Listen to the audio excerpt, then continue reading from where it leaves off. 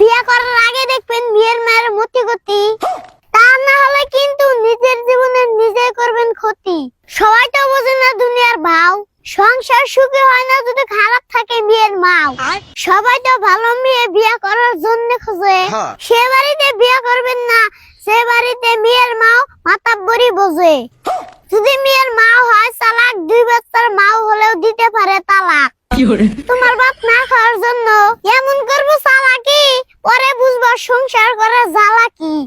মেয়েদের মন হলো মোবাইলের মতো, ব্যালেন্স থাকবে যত চলবে তত। এখন কি বুঝতে পারছেন দুনিয়ার ভাও? সংসারটা নদীর মাঝখানে ডুবানোর জন্য প্রথম বইটা মারে মেয়ের মাও। বন্ধুরা পাখি দেখবার গিয়ে কেউ আইবেন না নিয়ে, ভালো করে যাচাই করে দেখবেন মেয়ের মায়ের কয় জায়গায় ওই সাল বিয়ে।